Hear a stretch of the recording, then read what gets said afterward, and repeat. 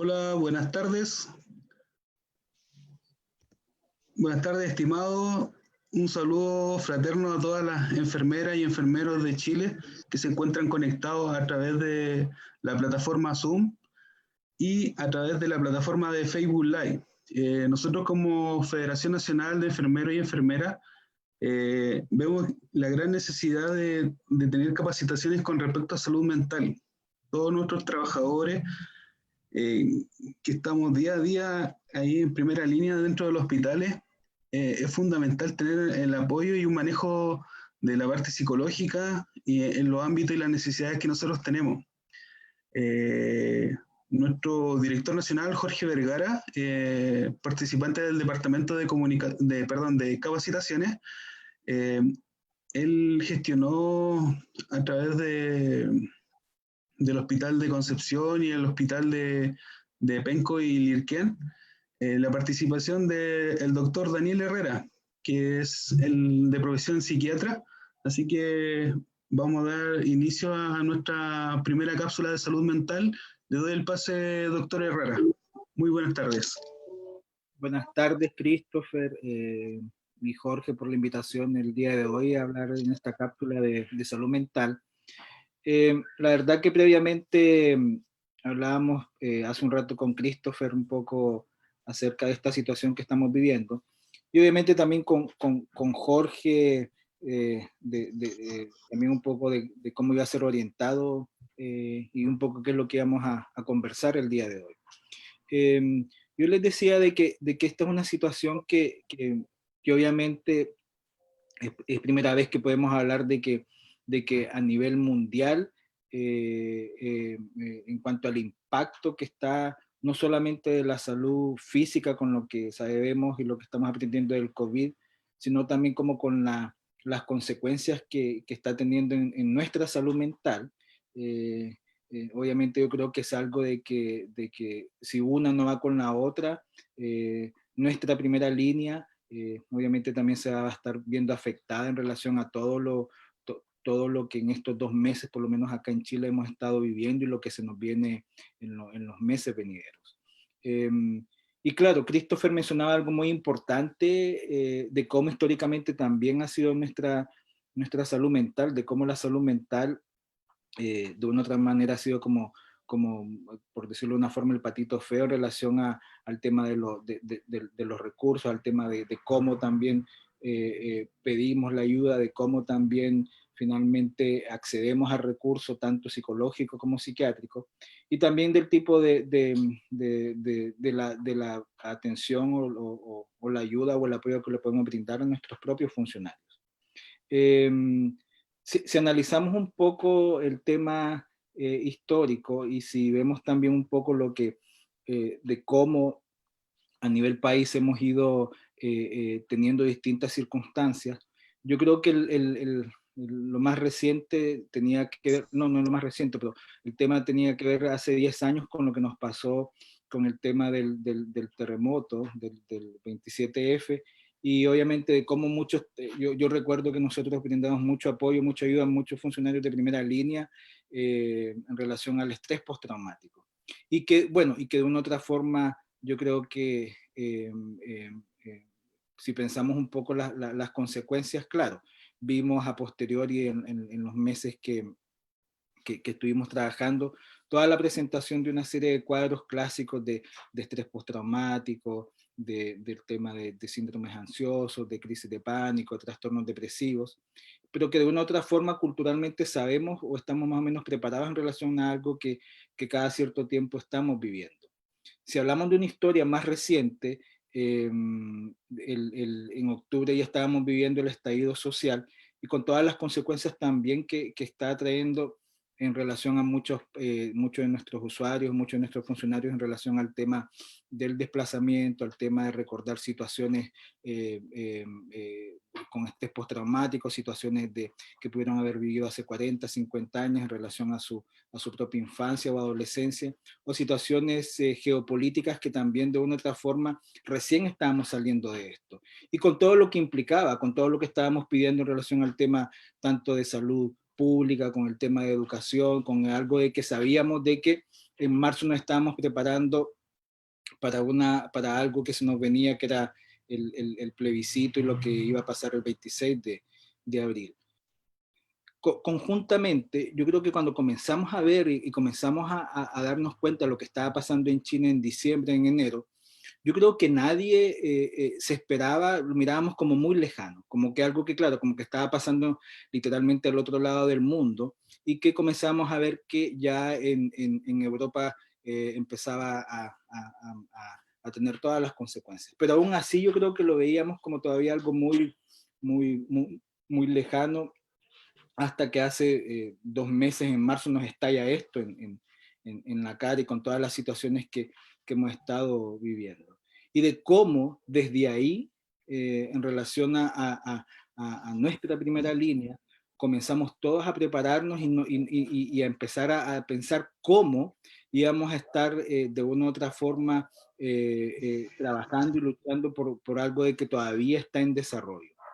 Si pensamos que llevamos 2 meses en esto y empezamos a ver ya las consecuencias de lo que ha implicado el tema del personal sanitario y salud mental, yo me atrevería a decir que es ahora que ya estamos viendo todos nuestros compañeros y colegas que ya llevan 2 meses, un mes trabajando en la UCI, en la urgencia, de toda esta rotación que hemos tenido en los distintos servicios de salud, en relación de cómo con este temor y este miedo en relación a toda la información que estamos viviendo, de cómo enfrentarnos de algo que todos por distintas circunstancias estudiamos, de que todos por distintas circunstancias trabajamos, y que estar ahí literalmente en la primera línea. Y obviamente empiezan a aparecer una serie de situaciones o fenómenos que nos deja en varias situaciones. En una situación como muchas veces de desamparo, en situaciones de desarraigo, en situaciones como de mucha frustración por la protección que estamos teniendo o no, o por la información que estamos recibiendo. Yo creo que a todos nos ha tocado en los distintos servicios que trabajamos estar haciendo este sistema de turnos. Y obviamente de lo que conlleva en relación al hecho de dejar, no de lado, pero del apoyo que puedan tener todas nuestras familias, nuestros hijos, nuestros padres, nuestros hermanos, nuestras parejas, y que finalmente estar ahí en el día a día. Y obviamente eso, del punto de vista no solamente de la salud física y el desgaste que está produciendo en nuestra salud mental, ya estamos viendo como las consecuencias, en donde se mezcla una serie de situaciones que tienen que ver con el hecho de cómo, a pesar del esfuerzo que se está haciendo, de cómo estos discursos un poco confusos que pueden decir las autoridades o el mismo ministerio, de cómo muchas situaciones que uno puede ser muy crítico, y al momento de decir realmente se está haciendo lo que se necesita, de una u otra manera estamos viendo de esa frustración que estamos de una u otra manera conversando con nuestros padres, conversando con nuestros colegas y recibiendo a nuestros pacientes. Pero también la rabia que produce de cómo un porcentaje de la población, aún así, se dan aspectos de mucha inmadurez, de la omnipotencia que muchas veces uno ve en la persona omnipresente en relación a decir a mí no me va a pasar nada, o pensar en relación al tema de si es que acaso mi conducta va a afectar a otro. Pero también se ven otros aspectos que tienen que ver con el tema de la epidemia y la pandemia social, de que hay gente que definitivamente, claro, tiene que salir a trabajar, y que obviamente se da todo este fenómeno también económico y político. Entonces, si uno lo piensa, si uno puede ver como este matiz, y puede ver como este mosaico que tenemos ahora, es el mosaico que estamos viviendo. Y obviamente ahí uno comienza a activarse en relación a nuestra propia historia de vida, nuestra propia historia personal, y en cuanto a los antecedentes que tenemos.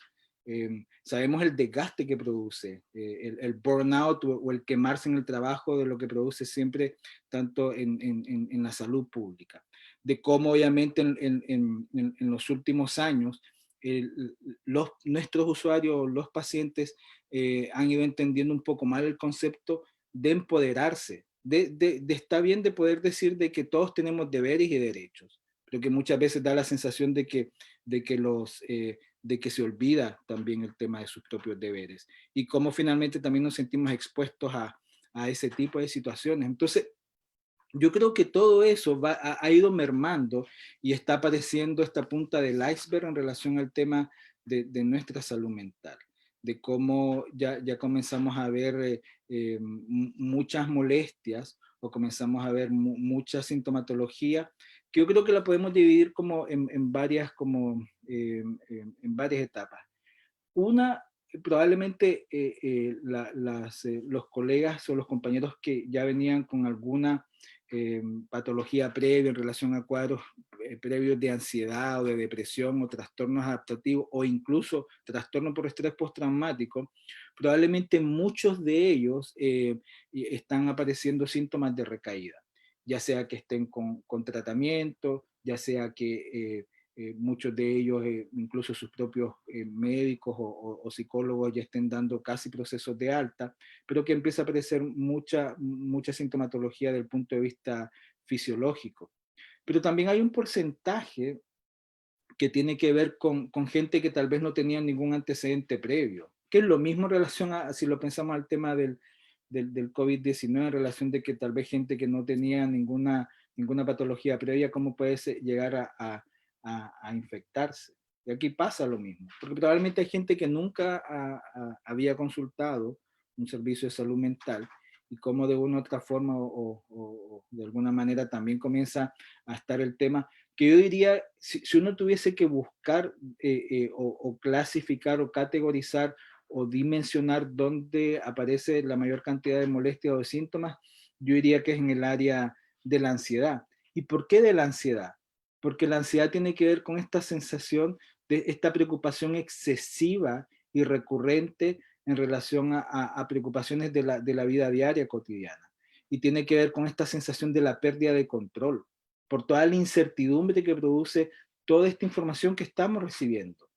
Porque si tal vez hace 10 años o hace 20 años podíamos tener información o hace 40 años podíamos tener información de la que podíamos recibir de un medio oficial o de un canal de televisión, hoy en día la información que recibimos la recibimos por varias vías, por varias fuentes. Tenemos obviamente fuentes o medios oficiales, pero también tenemos una serie de información que recibimos por nuestro WhatsApp, por el Facebook, por internet, y toda esta avalancha de datos que comenzamos a recibir, que no sabemos en algún momento discriminar si esto realmente es una noticia verdadera o no, pero que en el caos, en esta avalancha que recibimos día a día, de repente es muy difícil poder discriminar. Y eso obviamente más adelante yo lo voy a mencionar un poco acerca de cómo ir previniendo todo eso. Pero eso es lo que estamos recibiendo. Es una información masiva al momento de poder, ya sea desde lo más cercano, a un familiar o no, o desde lo más cercano, desde nuestros lugares de trabajo, o incluso finalmente de la distorsión de información que tenemos. Porque en este tema de toda la avalancha de información, de una manera incluso aparecen fenómenos, si uno lo pudiera pensar desde la psiquiatría como una cuestión muy psicótica, porque hay una desorganización en cuanto al criterio de realidad. ¿Será realmente esto es verdad? ¿Realmente esta información es cierta o no? Y eso, del punto de vista de molestia o sintomático, comienza a producir, como les decía, una serie de molestias o síntomas del área más de la ansiedad, por la angustia, por la preocupación, y comienza un poco también a producir síntomas clásicos como el tema de estas dificultades para dormir, de este insomnio de conciliación, del tema de la irritabilidad, del tema obviamente de alteraciones cognitivas. Si vemos en nuestro quehacer, yo no sé si ustedes han tenido la experiencia, pero yo creo que sí, yo apostaría que todos hemos tenido la experiencia, también de adaptarnos de una otra forma a instrumentos de trabajo que no estábamos acostumbrados, de estar trabajando con la mascarilla, de los que utilizamos lentes que se nos empañen los lentes, del tema del protector al momento de poder estar atendiendo a un paciente, o el tema obviamente de estar utilizando guantes o estarnos lavando constantemente. No es fácil trabajar en el día a día con toda esta parafernalia al momento de poder trabajar, y que en esta cuestión mecánica lo tenemos que hacer. Entonces, también en relación a la labor que hacemos, al trabajo que hacemos, al sentirnos cómodos con nuestra ropa o vestimenta, también nos hemos tenido que adaptar a una serie de medidas de protección que obviamente no es fácil, porque produce malestar, porque produce incomodidad, porque produce este malestar físico, porque de repente no tenemos tal vez como, si se nos empañan, no sé, los lentes para poder estar atendiendo a un paciente o hacer un procedimiento o estar atendiendo a alguien y por lo tanto también con toda la angustia que eso puede producir. Entonces también se ven fenómenos también desde la motricidad, desde la parte física de nuestro quehacer. Y de ahí el tema del desplazamiento desde que salimos de nuestras casas con la angustia o el temor que nos produce al momento que llegamos al hospital o llegamos al turno, de durante el tema del turno cómo estamos trabajando,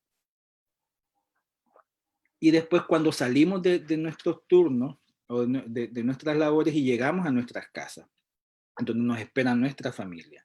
Y obviamente yo creo que también hemos visto esta situación en donde en ciertas comunas, en ciertas comunidades, también el tema de, y no todos obviamente, pero cómo también empiezan como a decir, esta primera línea está siendo aplaudida a todos o está siendo discriminada, cómo nos están viendo. A mí me ha pasado situaciones que de repente yo digo, bueno, claro, antes uno por un tema de responsabilidad podía salir con el delantal o el traje quirúrgico, pero ahora digo, bueno, si eso me ven en algún lugar público, ¿cómo podrá ser tratado o no? Y se activa una angustia un poco paranoide o persecutoria en relación de que saber de la labor que estamos todos realizando, pero que también si somos bien recibidos o no. Entonces se ven aspectos también de cómo funcionamos en nuestro trabajo, cómo estamos también en relación a nuestros pares, de cómo estamos en relación a los distintos servicios que estamos trabajando. Y con incertidumbre, si volvemos a trabajar, si en una semana más, o en junio, etcétera, etcétera. Entonces, todo eso, si vamos sumando, si solo lo hacemos desde el punto de vista clínico, pensando que llevamos 2 meses, estamos hablando de que el proceso adaptativo, generalmente desde el punto de vista categorial, uno sabe que a los 2 o 3 meses uno se debería adaptar, pero uno se adapta a algo que uno sabe qué es lo que va a pasar.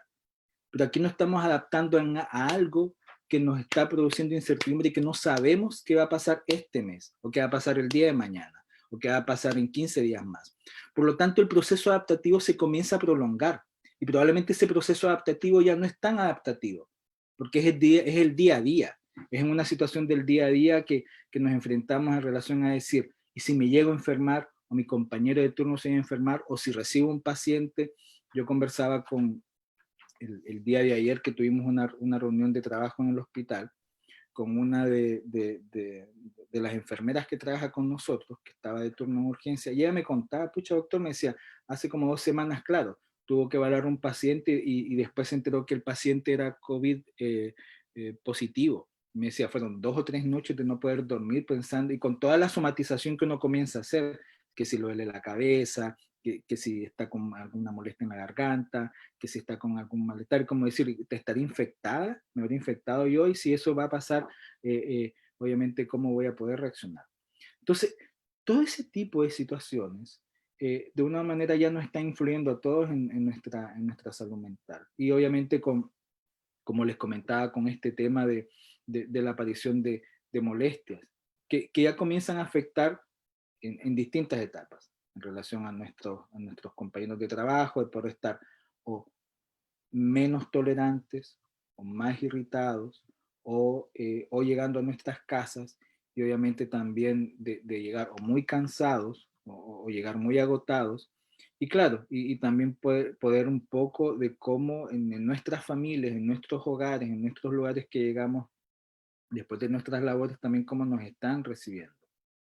Que uno podría entender que desde ahí obviamente hay un mayor nivel como de comprensión, pero incluso hasta incluso cuidando, no sé si es que acaso no queremos llegar a nuestras casas y poder llegar a una, si tenemos la posibilidad, a una segunda vivienda o un segundo lugar donde finalmente también poder proteger a la gente que es con la que estamos. Entonces, eso en el día a día, si pensamos un poco de cómo finalmente podemos manejar y trabajar en eso, produce todo este malestar de nuestra salud mental. ¿Y dónde acudimos? ¿A quién acudimos? Y finalmente, nuestros servicios están prestando el tema del apoyo en relación o hacerlo de forma particular o no. Entonces ahí comienza nuevamente lo que yo les decía, como esta sensación, como el tema de la desesperanza, como el tema de la frustración, como el tema un poco de todas estas molestias que comenzamos a sentir. Yo creo que en general, cuando uno puede llegar a discriminar toda la información que comenzamos a recibir, más o menos yo creo que hemos visto en relación como a las distintas sugerencias o de qué es lo que tenemos que hacer y cómo nos tenemos que cuidar. Pero también se da el fenómeno de cómo cuidarnos y con dos situaciones que son bien importantes y que yo creo que es importante tenerlas claras. Porque uno puede hablar del tema del distanciamiento social, como todos lo entendemos en relación a nuestras labores, al tema de también como en lo cotidiano. Pero otro muy importante es el aislamiento social, porque el aislamiento social, incluso estando en nuestro propio trabajo, nuestra propia casa, nuestra propia familia, puede ser algo que puede ser muy perjudicial. Porque el aislamiento, lo que debería entenderse como distanciamiento social, por un tema de resguardarse, el aislamiento social, obviamente también es como perdemos esa libertad en algún momento de poder estar, ya sea en cuarentena o no, o con un toque de queda, estar en nuestras casas. Y cómo el fenómeno de estar en nuestras casas, de finalmente poder estar con toda nuestra familia que no estamos acostumbrados. Y nuestra familia tampoco está acostumbrada o los hijos, o la pareja, o nuestros padres, o finalmente la gente que cohabita con nosotros. Porque en los fenómenos de aislamiento social tenemos que ser muy, muy cuidadosos porque puede ser que si finalmente nos comenzamos a aislar de nuestra misma grupo de apoyo, de contención, puede ser muy perjudicial en relación a decir que finalmente llego del hospital o llego al consultorio y me encierro en la habitación o llego muy cansado y no quiero hablar con nadie. Ese aislamiento social puede ser perjudicial.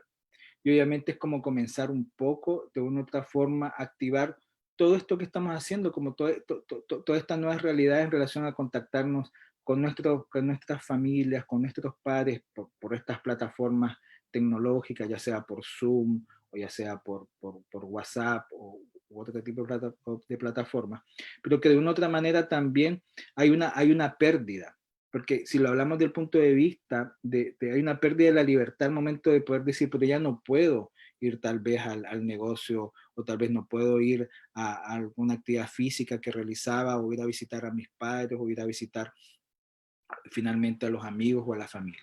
Entonces también ese aislamiento, en ese confinamiento, también se empieza a producir fenómenos dentro de la casa, en cuanto uno pueda estar como o más irritado con la pareja o con los hijos, porque además vienen estas dobles, la doble o la triple labor que tenemos que realizar, porque probablemente en las familias más numerosas la cantidad de tareas que le pueden dejar a los hijos.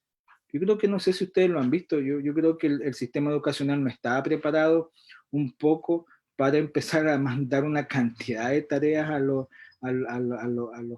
cabros, a los niños, o no digamos a los universitarios, donde finalmente el trabajo que hemos visto es el doble trabajo también que hay que estar haciendo en la casa.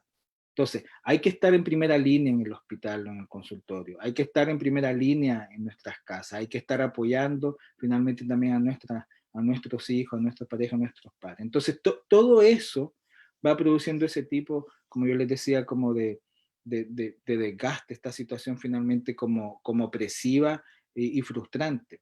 Entonces, de ahí viene decir, bueno, ¿qué hacer? ¿Qué hacemos con todo esto? Porque sabemos de que obviamente en estos 2 o 3 meses, o probablemente más tiempo, se nos viene la parte un poco más compleja, ¿ya? En relación al hecho de lo que se viene ahora en mayo, ahora en junio, en relación a todo el tema de la epidemia. Entonces, ¿qué hacer? ¿Cómo hacer en relación de cómo seguirnos cuidando? Y no es fácil. Y no es fácil porque obviamente de una u otra forma probablemente es como desde esa pérdida de libertad, como de esa pérdida de la acción de poder hacer cosas cotidianas, es comenzar desde el aburrimiento, desde el confinamiento, desde el aislamiento, empezar a producir desde la casa, empezar a sobreestresarse o a no estar como finalmente, no estar como inerte. Yo creo que si comenzamos desde lo general, uno sabe, yo les decía al principio de esta cápsula, que la angustia y la ansiedad sí tienen que ver con esta sensación de la pérdida de control. Por lo tanto, yo creo que tenemos que comenzar a pensar qué cosas o actividades comenzar a hacer en nuestra casa. Y es algo que hemos estado repitiendo constantemente en relación al tema de las rutinas. Y ahí es pasar de la rigidez, porque hemos visto varias situaciones. Gente que dice, ya, si tal vez tengo en un sistema de turnos y voy a estar 1 o 2 semanas en la casa, tal vez me puedo proponer, entre muchas cosas, poder hacer como reparos o cosas que tal vez no había hecho anteriormente en la casa. Pero capaz que comenzamos a trabajar y después nos da como esta sensación, como dice la gente, o de flojera, o la sensación de que finalmente tal vez nos estamos muy cansados y no lo logramos hacer, y nos volvemos a frustrar. Entonces, de una u otra forma es como nuevamente decir, bueno, entonces no estoy haciendo nada, en el tiempo de descanso me estoy descansando, en el tiempo de descanso, en vez de ocuparme, me estoy preocupando. Entonces, ahí yo creo que vienen una serie como de sugerencias o recomendaciones que hemos estado dando. Uno, y eso es esencial de poder manejar de forma adecuada el tema de la información que estamos recibiendo. Yo creo que eso es lo primero que tenemos que tener en cuenta en relación a cómo, de una u otra forma, poder y ahí poder limitar el hecho de no estar.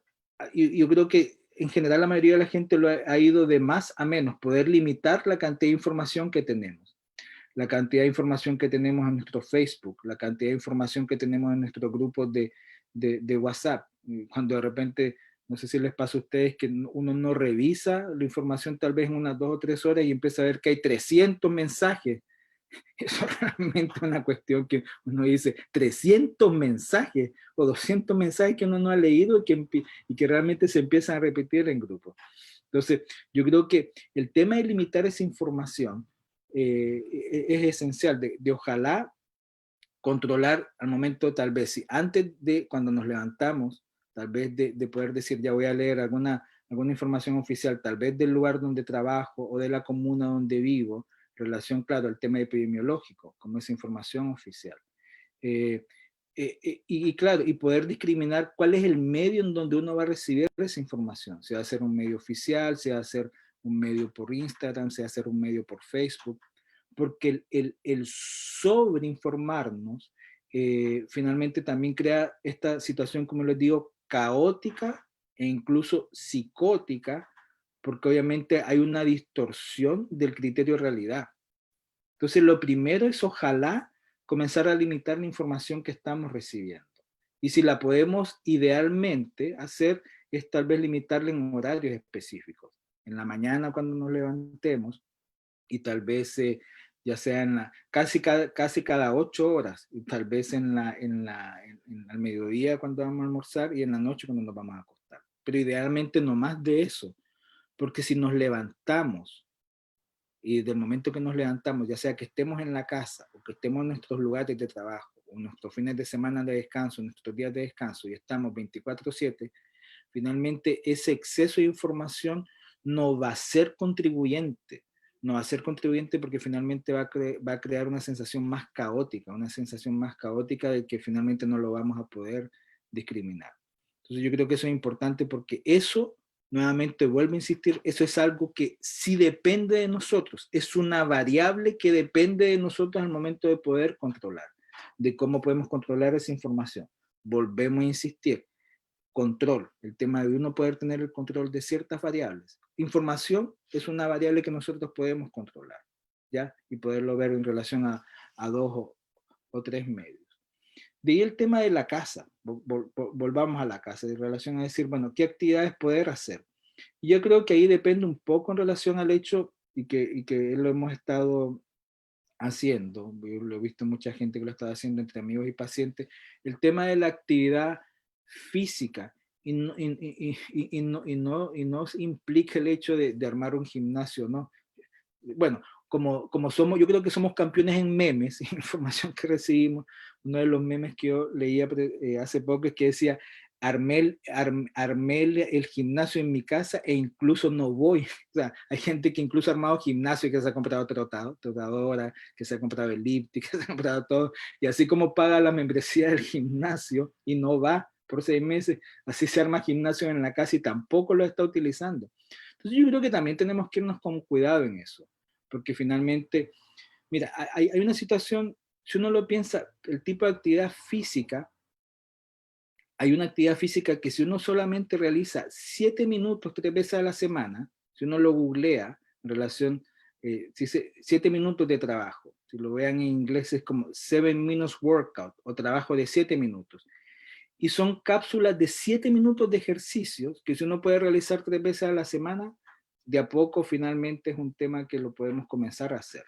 Entonces, vuelvo a insistir, el tema en relación a los límites, porque uno puede decir 7 minutos, probablemente 7 minutos yo me puedo leer, no sé, toda la información que tengo en WhatsApp, o 7 minutos yo puedo leer toda la información que puedo tener en mi Facebook o Instagram, o 7 minutos yo puedo hacer actividad física, no estamos hablando de media hora y 45 minutos. Entonces, comenzar a limitar los tiempos también en relación al tema de la actividad física, que puede ser compartido o no, que puede ser una relación si la podemos hacer o con nuestra familia, o lo podemos hacer con nuestra pareja o nuestros hijos, o poder hacer algo así. Veía hoy un artículo en relación al tema de los accidentes caseros en la casa, porque hoy en día en la casa eh, nuestros hijos andan en bicicleta, en patines, jugando fútbol en el living. Entonces, como también hay que tener cuidado con eso, porque muchas de las actividades también, dependiendo de los lugares donde vivimos, también son más confinados y tal vez podemos tener más accidentes de trabajo que tenemos que tener cuidado con eso. Entonces hablábamos del tema, uno, de la información, limitar la información. Dos, de la actividad física, que la podemos ir como haciendo desde ese punto de vista. Otro fenómeno que se ha dado es el tema de la comida. Yo creo que si uno lo ve desde el punto de vista de la hiperfagia que hemos tenido, del tema un poco de cómo la cantidad de postres que hoy en día a nivel mundial se están haciendo, la cantidad de recetas que se están haciendo, y no es coincidencia que tiene que ver con mucho tema de postre o mucho cosa dulce, que está relacionado con el tema serotoninérgico, en relación de lo placentero, en relación al hecho de comerse un kuchen o comerse una galleta, porque también tiene que ver con eso, con la ansiedad oral que estamos teniendo. Y ahí tenemos que tener cuidado en relación al tema de la ansiedad oral, porque la ansiedad oral, uno en este hiperfagia uno puede tener varias situaciones, o comer cosas dulces, o como con muchas calorías, o la ansiedad oral en relación al tema, y ahí está el tema de las adicciones y sustancias, que tenemos que ser muy cuidadosos con eso, porque también la ansiedad oral la comenzamos a ver en relación al tema de estar fumando, o estar fumando constantemente si es que alguien no lo está haciendo, o estar consumiendo alcohol o aumente la frecuencia de alcohol. Entonces tenemos que tener cuidado con el tema también de cómo en esta angustia o ansiedad oral finalmente la comenzamos a manejar. Porque esto de verbalizar, esto de conversar, esto de dialogar, finalmente también puede regular el tema de nuestra angustia o ansiedad oral. Pero si nos quedamos callados, si nos comemos la frustración, la angustia y todo eso, claro, es más fácil el hecho o de fumarme algo o de empezar a consumir alcohol o a recaer si es que acaso tenía problemas o antecedentes al momento de consumos previos. Entonces, en relación al tema de la comida, también es esencial de cómo la comenzamos a modular, de cómo finalmente también comenzamos un poco a controlarla en relación al hecho de poder, no digo que nos podamos comer como cosas ricas o no, pero finalmente saber también de cómo la comenzamos a manejar de forma más adecuada. Una serie de cosas que también hemos visto es como también dentro de la casa uno puede como empezar a hacer o pensar en proyectos o situaciones que tal vez uno había dejado de lado, desde el tema de la lectura, desde el tema de los distintos hobbies o intereses que podemos hacer dentro de nuestra casa. Pero el tema también un poco de darnos espacio, darnos tiempo, también de saber las cosas que estamos viviendo y estamos pasando. Porque una cosa es ser primera línea, pero la primera línea también se angustia, la primera línea también se frustra.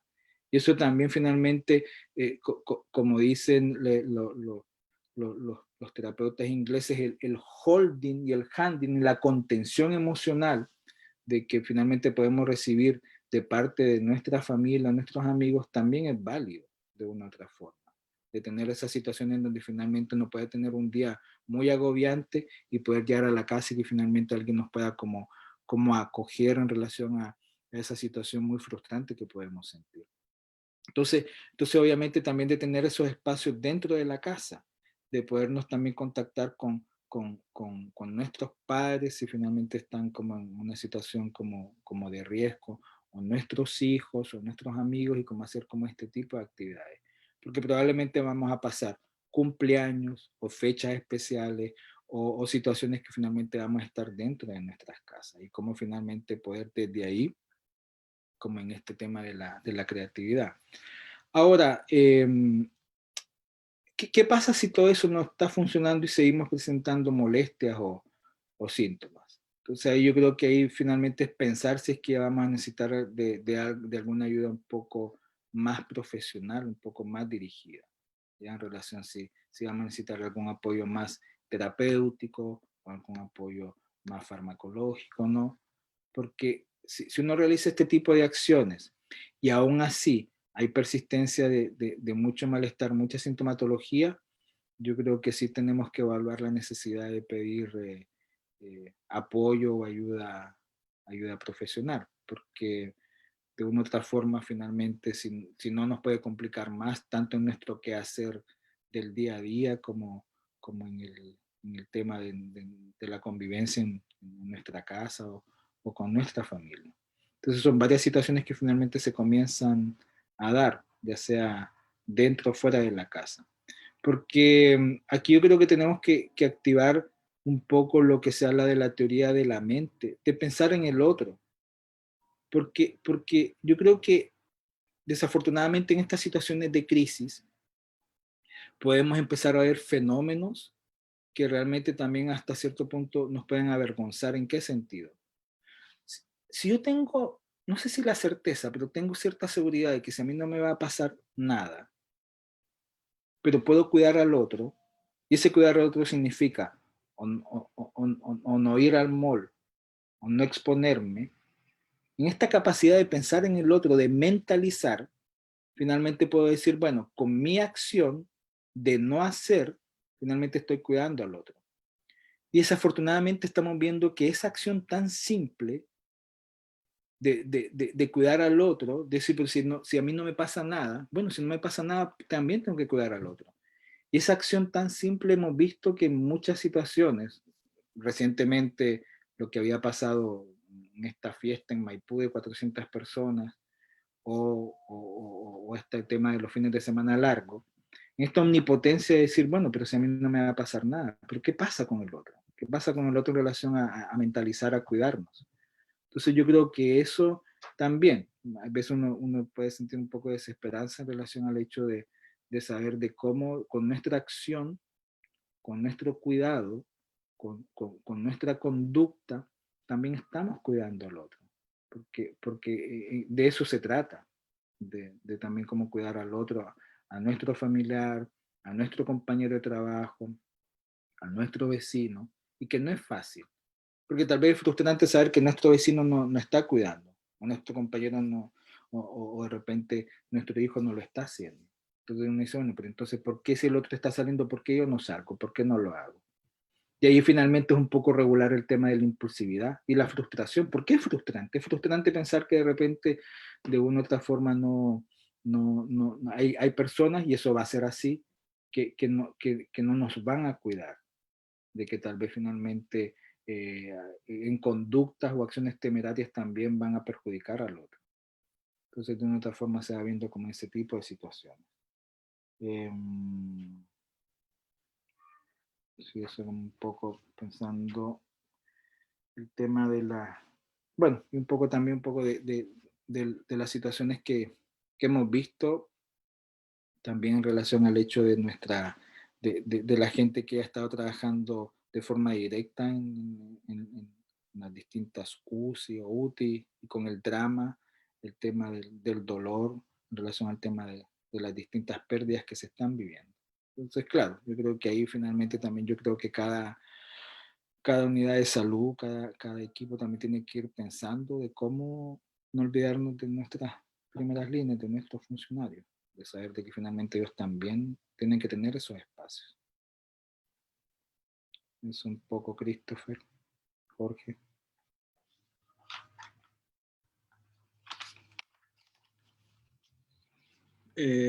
Doctor Daniel, mire, con respecto a lo que usted nos estaba explicando recién, cuando las personas que están haciendo esta cuarentena obligatoria, no sé, algunos profesionales que por el hecho, no sé, algunas colegas que están embarazadas, otros que tienen alguna enfermedad que puede ser concomitante y de riesgo para poder ingresar a sus trabajos, ellos también están en un proceso de angustia porque estar en su casa, no trabajar, entonces eh, ese proceso de estar adaptándose como decía usted, a vivir día a día con otros familiares, cómo en sí cuáles van a ser las mejores medidas que nosotros podríamos tomar como profesionales. Si bien otras personas dicen, oh, qué rico estar en la casa, ya una semana o 2 semanas, pero hay personas que ya van a cumplir más de 40 días y que ya se están realmente aburriendo. Sí, sí. Mira, yo creo que todos lo hemos pensado en algún momento, cuando uno dice, oye, qué rico que voy a estar en la casa una semana o 2 semanas, pero ya hablar de 40 días, ¿no? Mira, hay algo que nosotros hemos estado sugiriendo y es el tema, porque si lo pensamos en nuestros compañeros de trabajo, tal vez en alguna compañera eh, que finalmente pueda estar, no sé, en un embarazo y que pueda estar en la casa. Una de las quejas que yo escucho frecuentemente, cuando yo le pregunto a mis pacientes que tal vez están en situaciones que tú explicas, si han recibido algún WhatsApp, algún apoyo, alguna llamada de algún compañero o compañera de trabajo. Fíjate que en muchas situaciones me han dicho que no, o sea, como que finalmente llevo en la casa 40 días con mi embarazo, con una enfermedad crónica, y ahí se da mucho lo que yo les explicaba como el tema del aislamiento, de tal vez no recibir ninguna llamada o ningún tipo de apoyo, porque tenemos las plataformas para hacerlo. Porque una cosa es que obviamente uno puede tener un grupo oficial por WhatsApp para recibir información, que en general yo sugiero que ahí más bien se salga en caso de estas personas que llevan mucho tiempo o que llevan, no sé, por alguna enfermedad en sus casas. Pero yo creo que nosotros, como pensando en ellos, finalmente es podernos acordar que también ellos están, porque yo apuesto, yo estoy casi seguro de que muchas de estas personas que por distintas situaciones no pueden estar en la primera línea, es más frustrante, porque siento que es personas que sí quisieran estar ahí, apoyando a sus compañeros, trabajando, pero que por distintas circunstancias no lo están haciendo. Ojo, la idea es no olvidarnos de ellos en relación al hecho de nosotros poder estar como apoyándolos a ellos. Pero ¿qué pasa con ellos que están en la casa? No sentirse frustrados en relación a decir, bueno, obviamente hablamos nuevamente del tema de cómo ellos mismos se cuidan, porque no es por un tema de flojera, es por un tema de cuidado. Y es el tema también un poco de esta creatividad. No sé si ustedes se acuerdan que yo creo que la mejor forma de creatividad es el aburrimiento. De una otra forma. Yo creo que finalmente hoy en día cuando estamos como aburridos es como ser creativos en distintas como situaciones o circunstancias. Desde la casa, desde un poco ingeniárselas, pero un poco como con este tema del equilibrio. Y no sentirse mal en relación al hecho de saber de que si no están trabajando y que si finalmente están en esta cuarentena, literalmente en esta cuarentena, que llevando 40 días o más en la casa, es por un tema también del autocuidado. e insisto, en relación al hecho de cómo poder, dentro de nuestras casas, poder ingeniarlas como, o ingeniarnos como para poder hacer una serie de actividades. Y pueden ser múltiples ejemplos, Christopher.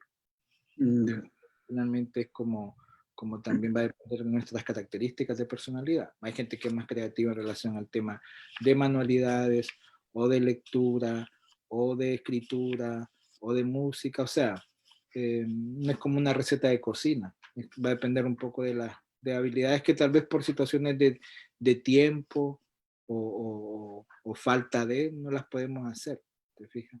Pero ser flexibles en eso, Christopher. Sí, doctor, la otra consulta es, si bien las personas que están trabajando a través de este método de teletrabajo, se está utilizando estas plataformas de meeting, de Zoom, del mismo Facebook Live, muchas veces en el periodo de tiempo que tienen que estar frente a una pantalla son extremadamente largos, jornadas que sobrepasan de las horas normales de nuestro trabajo y la gente se siente cada vez más agotada. ¿Qué recomendaría usted para todos los trabajadores que estamos en esa situación? Sí, qué bueno que lo mencionas, qué bueno que lo mencionas, porque yo creo que nuevamente aquí se ve el tema de la explotación, de la sobreexplotación del trabajador, ¿te fijas? Yo creo que ahí nuevamente estamos viendo un abuso de tipo laboral, que se malentiende en relación, porque claro, un tema de teletrabajo es en relación de cumplir horarios de trabajo, pero en esta conectividad que tenemos, finalmente en este abuso que se da, el hecho de decir de que si mi horario de trabajo es de 8 a 5, y si tengo una hora para almorzar y se cumple así, no puede ser que, no sé, a las 7 o a medianoche estemos recibiendo información o haciendo tareas que no nos corresponden. Y ahí yo creo que hay un tema de responsabilidad compartida. Uno en relación al tema de las jefaturas, en relación al hecho de saber de que se tienen que respetar esos horarios de trabajo, pero también uno en relación a poner el tema del límite. Y no sentirse mal si finalmente de una u otra forma, fuera del horario de trabajo, no vamos a estar cumpliendo con nuestras labores. Pero fíjate que sí se ha visto mucho abuso en relación al tema de cómo se malentiende. Se malentiende por el hecho de que en horarios, incluso fines de semana, o en situaciones que finalmente sí tenemos que estar descansando, finalmente nos están o bombardeando con los correos electrónicos o bombardeando con el tema de WhatsApp. Y ahí yo creo que hay que ser un poco más claro en relación al tema del límite, porque incluso desde el punto de vista legal uno puede saber que fuera de horario de trabajo no nos pueden enviar información y que de una u otra forma también lo tenemos que limitar. Y eso sí, nuevamente el tema del control. O silenciar ese grupo o apagar el computador o no estar contestando.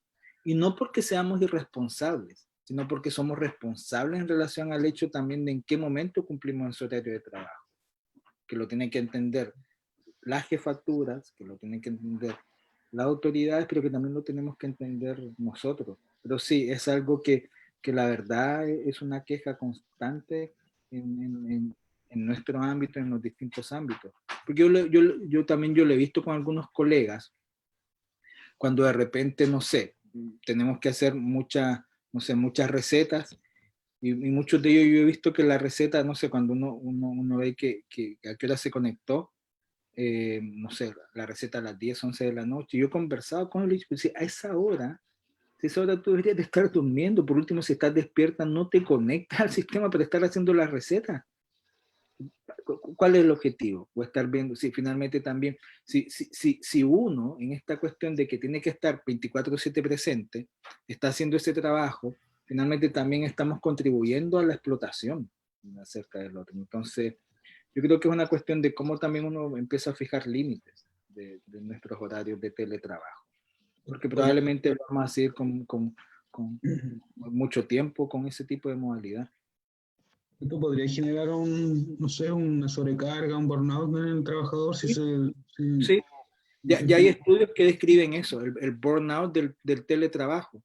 Uno, empezando por el tema obviamente de las pantallas, en cuanto a la sobreexposición de las pantallas, el tema de la irritabilidad ocular, del tema de la posición a nivel de la parte de si estamos en... Porque generalmente, claro, en el teletrabajo podemos estar o en el living o en nuestra habitación, en una situación incómoda, ergonómicamente tal vez no estamos con todo eso, entonces sí, empieza a producir obviamente el tema del burnout y ya está descrito, ya está descrito en relación al hecho de cómo hay un tema de abuso al momento de cómo no estamos 24/7 conectados. La hiperconectividad, insisto, tenemos que ser muy cuidadosos con el tema de la modernidad, porque podemos estar 24/7 conectados y finalmente nos podemos quemar incluso estando dentro de nuestras propias casas y no haciendo las sugerencias o recomendaciones que les comentaba. Exactamente. Jorge. Sí, muy interesante y le agradecemos, se le agradece al doctor Herrera. ¿Tú ya quieres, me estás pidiendo finalizar, cerrar? ¿Cuál es tu pretensión, Christopher? No, con respecto si iba a realizar alguna consulta, alguna pregunta al doctor Herrera. No, yo creo que él ha sido suficientemente claro y creo que aquí hay cuestiones que tienen que ver también con una característica de las enfermeras y enfermeros, cuál es que siempre queremos tener el control. Y eso es, en definitiva, algo que nos daña, nos va produciendo problemas a nosotros mismos y nos va produciendo problemas también con nuestros compañeros de trabajo. Nos va poniendo más ansiosos y bueno, y se van dando todo lo que ha descrito muy bien el doctor Herrera acá. Me pareció muy interesante lo que dice respecto a que en definitiva hay que limitar la cantidad de información. Yo creo que eso es fundamental en nuestras vidas y creo que no es solamente para este caso de la pandemia. Creo que hay otras ocasiones en las cuales en Chile nos hemos visto sobrecogidos ante algunas noticias que resultaron ser falsas. Recordemos con esta historia que nos pasó hace 4 o 5 años con los incendios. Donde mucha gente se preparó para lo peor, estigmatizó a algunos grupos, estigmatizó a algunas etnias, en circunstancias de que eran noticias falsas. Entonces, también esto, lo que nos ha dicho el doctor Herrera, yo creo que aquí nos da luces, digamos, de cómo conducirnos no solamente por este caso de la pandemia, sino que también en otros ámbitos o en otras situaciones. Gracias, Christopher.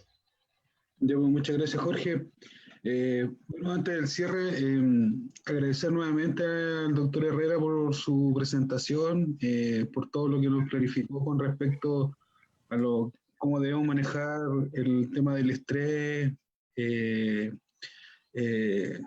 la consecuencia que es estar en cuarentena, estar en la casa, cambiarla nuevamente, recondicionar nuestras actividades rutinarias dentro de nuestros domicilios o si bien en nuestras unidades de trabajo, porque si bien esto de la pandemia también genera un estrés, una incertidumbre en todos los funcionarios públicos, en todos los trabajadores de servicios de salud, en todos los trabajadores de la salud.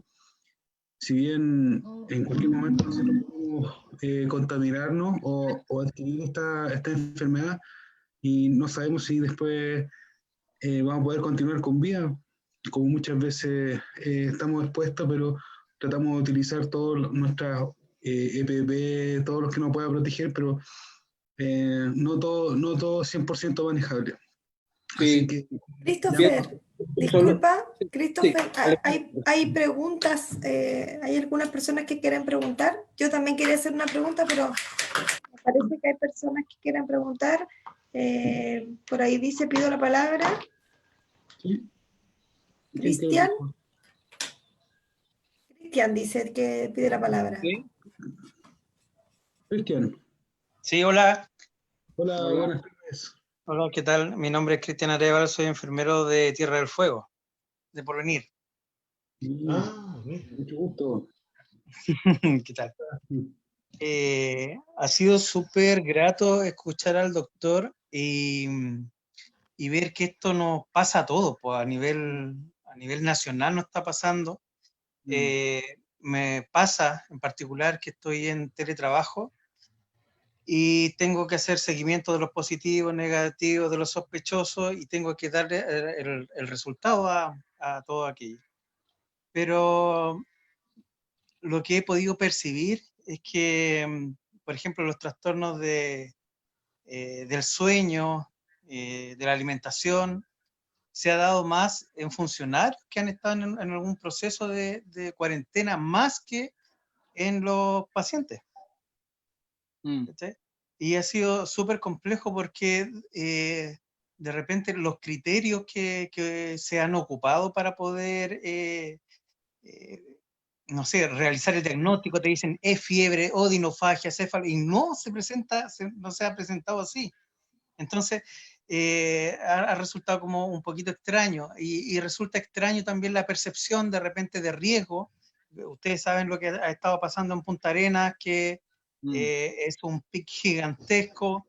Gracias a Dios en Porvenir se ha mantenido bajo la cantidad de contagiados, pero nosotros vemos la poca percepción de riesgo y en realidad, claro, primer dato te impactó, segundo dato te impactó, tercero igual, pero después pasa a ser estadístico, un número más, y ese número pasa a reemplazar a la persona. Entonces se deshumaniza un poco el tema de que cada número que están dando es un padre, es una madre, es un funcionario que está contagiado dentro de la comunidad, entonces es algo como súper complejo. Ahora, el tema del apego que se genera, me toca llamar, por ejemplo, tenemos como estrategia nosotros hospitalaria en el Hospital de Porvenir, que a los casos positivos los llamamos durante 14 días y a los negativos durante 7 días. Y hemos visto que se ha generado, de repente te llaman y le dices, oye, ¿sabes qué extraño que me llamen? O también se ha activado un equipo de salud mental que hemos podido detectar porque también parte de la comunidad existe un rechazo para los mismos habitantes que han sido estigmatizados, ¿cierto? Que son, incluso que están todavía no tienen un diagnóstico, pero saben que le han tomado un examen. Entonces, de repente pasa que uno tiene que estar recibiendo, pero no existe como el feedback para decir, chuta, ¿sabes qué? Me está pasando esto a mí también como cuidador. Sí. Entonces, Mira, de qué bueno, repente... Cristian, qué bueno que lo mencionaste porque yo creo que una de las cosas que no tenemos que perder es el tema, obviamente, como tú dices, de que solamente sea una estadística, que finalmente solamente sea un número.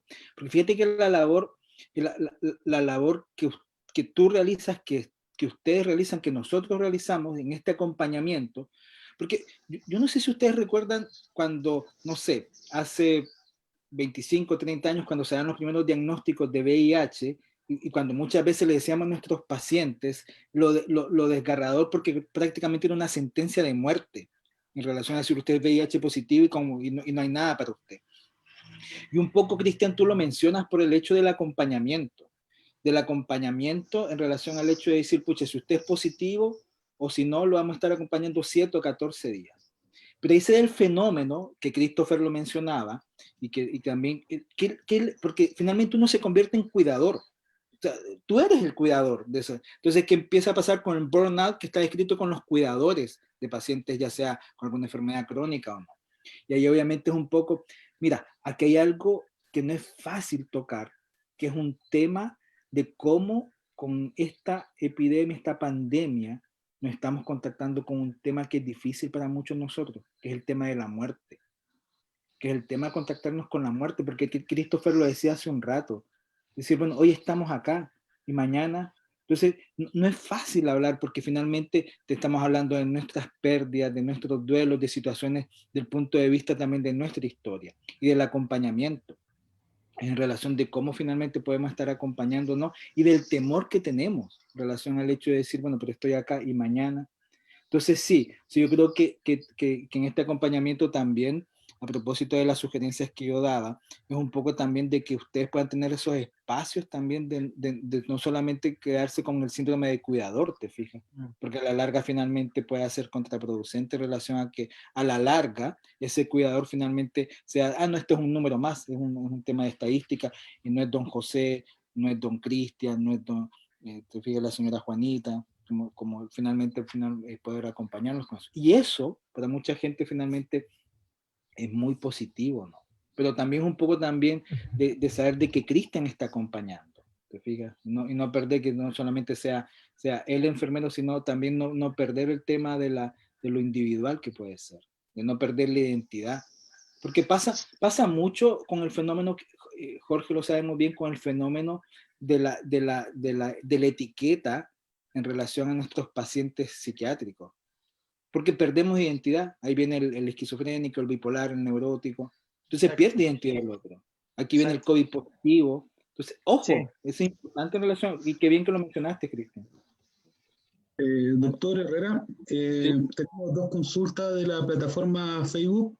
Nuestra colega María Toro, que también nos está colaborando a través de mensajes, me está haciendo las preguntas para que yo se las pueda realizar a usted. Bueno. También quería dar el pase a Alejandra Saavedra, que también quería realizar una pregunta. Alejandra. ¿Escuchan? Sí. Ya. Bueno, quería hacer una consulta. En el principio me caí varias veces de la plataforma, así que no sé si se habló un poco de lo que está pasando con aquellas colegas que son mamás y que por este tema de estar atendiendo pacientes COVID se aislaron de sus hijos. ¿Se comentó eso? No lo escuché.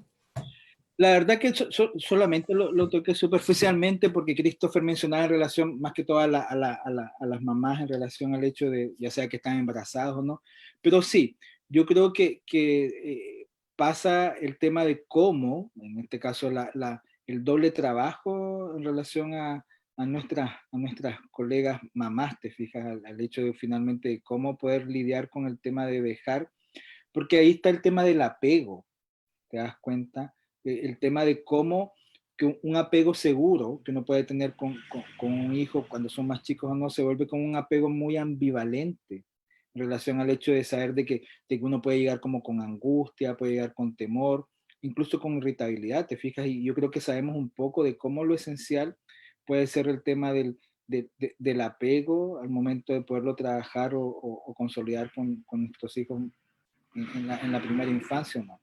Porque claro, tiene que ver con... Tú ibas a mencionar algo, Alejandra, ¿no?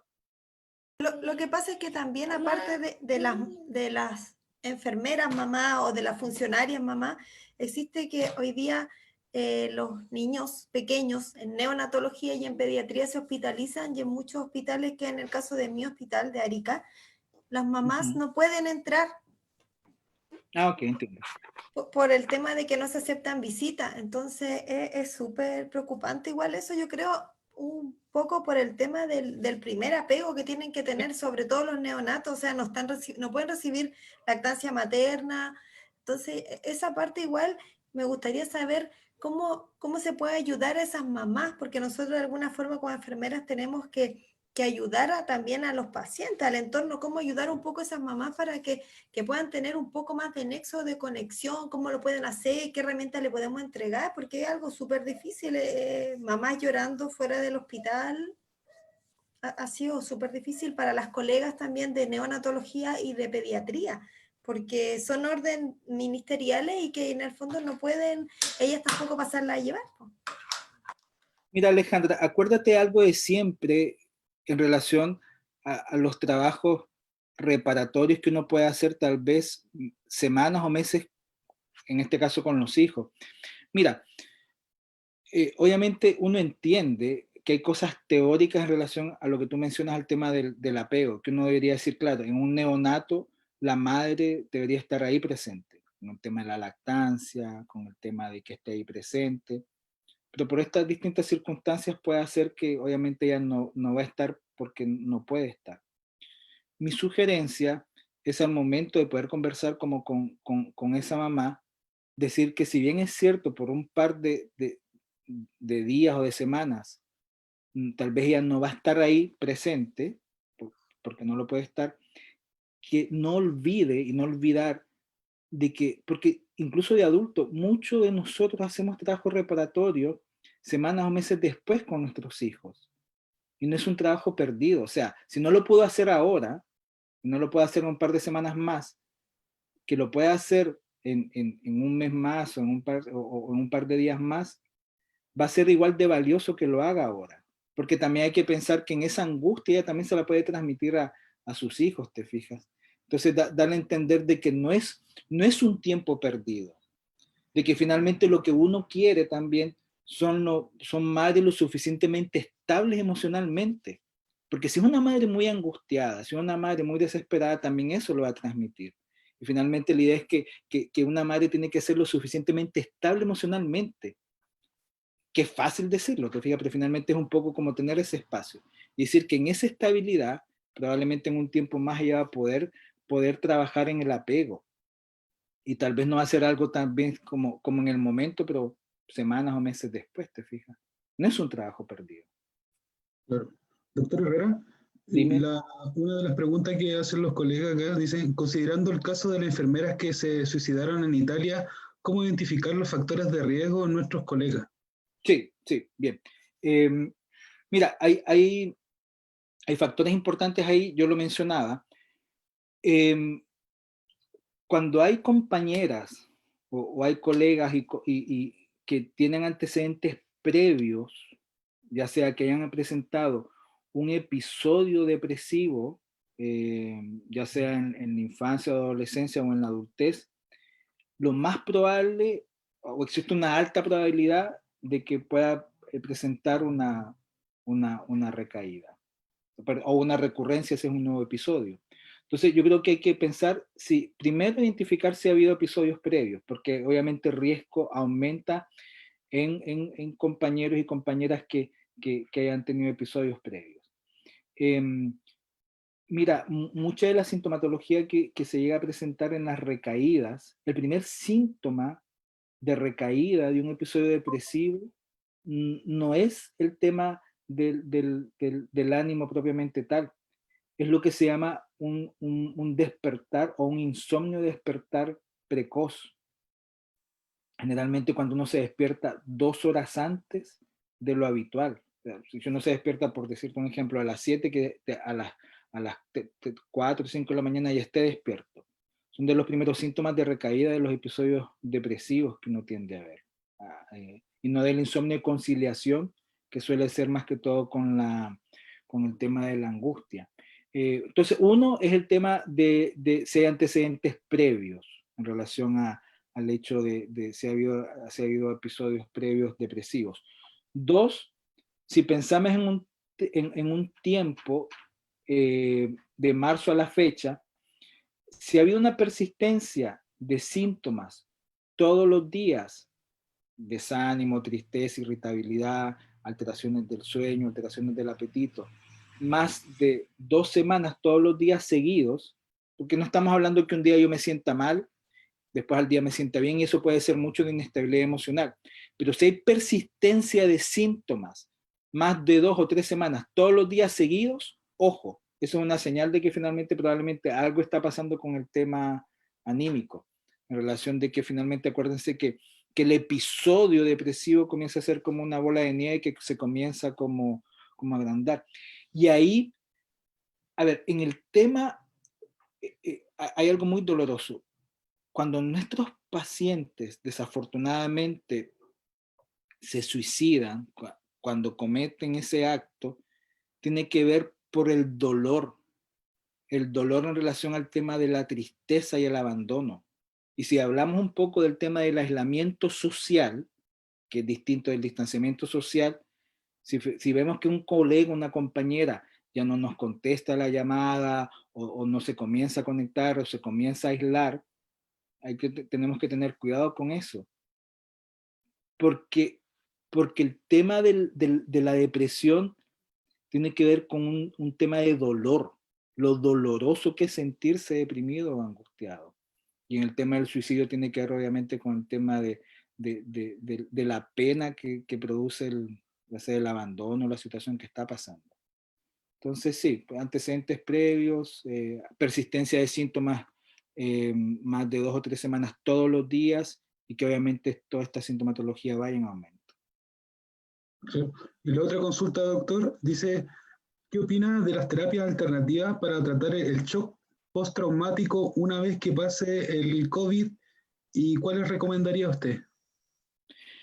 Mira, en general, siempre yo siempre digo que lo alternativo es más como el tema de lo complementario.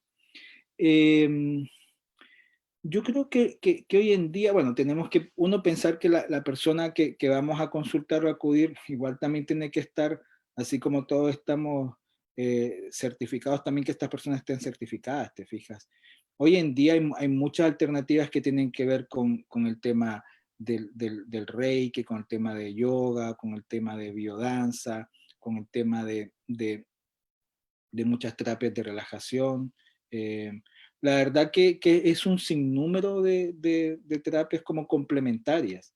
¿Y por qué es complementaria? Porque eso no quiere decir de que la persona puede estar también con psicoterapia, también con farmacoterapia, con un tipo de apoyo. Pero la verdad que en general no hay ninguna específica, y las que finalmente están descritas probablemente es las que la mayoría hemos escuchado, que tiene que ver con las terapias de meditación o relajación, el tema de yoga, el tema obviamente del mindfulness. Se está trabajando mucho con el tema de mindfulness hoy, como y una serie de terapias de ese estilo.